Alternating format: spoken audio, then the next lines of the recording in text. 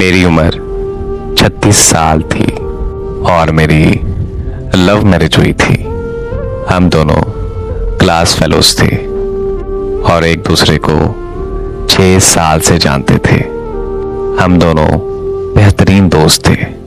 दौरान तालीम हम दोनों ने फैसला कर लिया था कि मेरे शौहर के जॉब में सेटल होने के बाद घर वालों की रजामंदी से हम दोनों शादी कर लेंगे।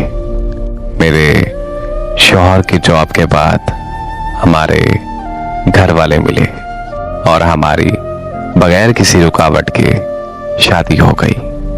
अल्लाह ने हमें एक बेटे से नवाजा। मुझे कॉलेज के ज़माने से ही अंदाज़ा था कि मेरे शौहर मिजाज के बहुत तेज हैं।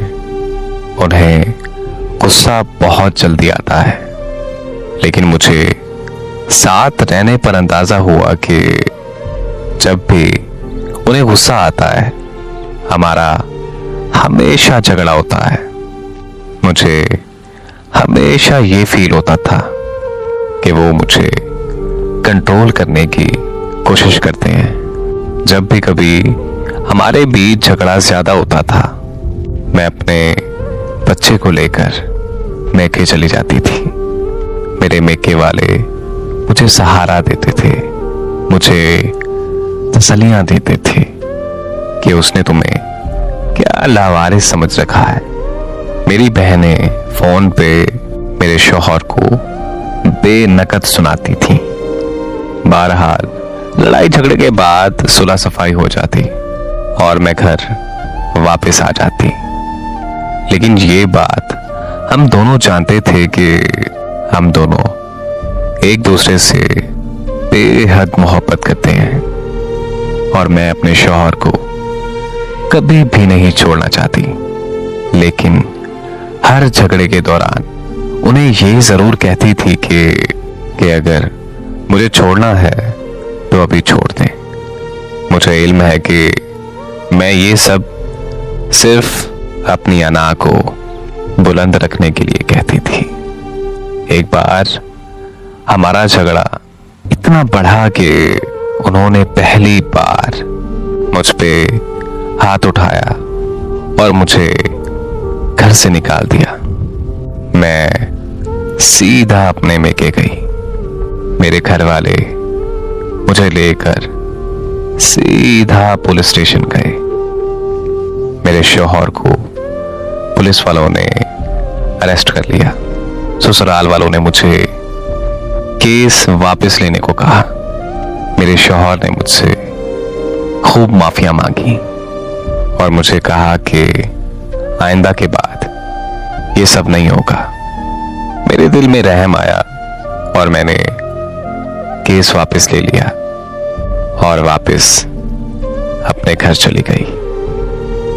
3 महीने बाद हमारा फिर से झगड़ा हुआ और एक बार फिर से मैं हमेशा की तरह अपना बच्चा उठाकर मैके चली गई। 2 दिन बाद मुझे खबर मिली कि मेरे शौहर अस्पताल में है। मेरे घर वालों ने मुझे मशवरा दिया कि मुझे उन्हें देखने जाने की कोई ज़रूरत नहीं, बल्कि मेरी बहनों का कहना था कि ये सब कुछ ड्रामा है। तुम्हें इमोशनली ब्लैकमेल करने के लिए वो 1 हफ्ता अस्पताल में रहे। ना मैं उन्हें मिलने गई और ना ही मैंने उन्हें कोई कॉल की। कुछ दिनों बाद मुझे तलाक का समन मिला। मुझे तलाक नहीं चाहिए थी क्योंकि मैं अपने शौहर से बेहद मोहब्बत करती थी। मैं अपना घर नहीं खराब करना चाहती थी, लेकिन मेरी आना आड़े आ रही थी। मुझे लगा कि तलाक का मना करके मैं नीची हो जाऊंगी। मैंने उन्हें कॉल की कि आप जब चाहें मुझे तलाक दे दें।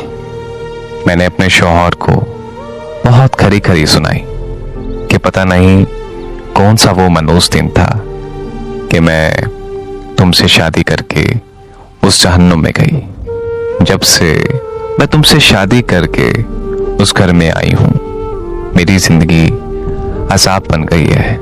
मेरे लिए तुम अजाब थे।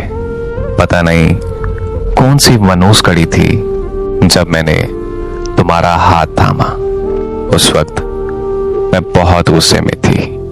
मेरे मुंह में जो आया मैंने वो अपने शौहर को बोल दिया। मैंने अपने शौहर को कहा कि अब मैं भी इस जहन्नम में नहीं रहना चाहती। कोर्ट में हमारा केस बहुत आसानी से निपट गया। मेरे शौहर ने मेरी सारी डिमांड्स, बच्चे की कस्टडी और खर्चा देना कबूल कर लिया।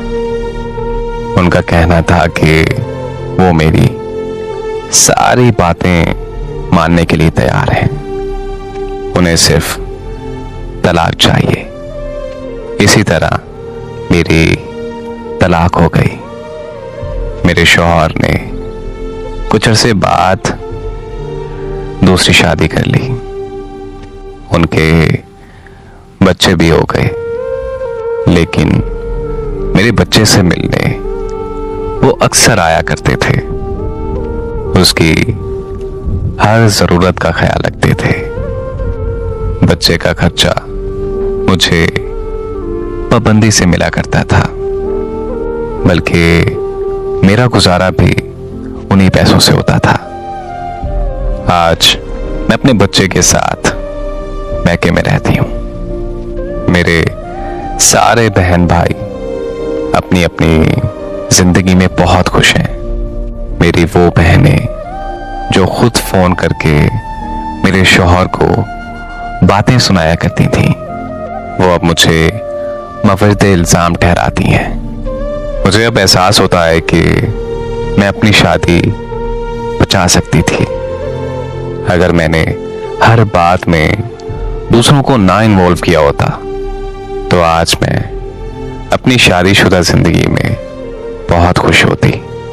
कभी कभी हमारे खैर ख्वाह ही हमें डबो देते हैं। मैं अभी भी ये नहीं कह रही कि मेरे शौहर या मेरी गलती नहीं थी, लेकिन हमारे झगड़े इतने बड़े नहीं थे जिनकी वजह से तलाक ली जाती।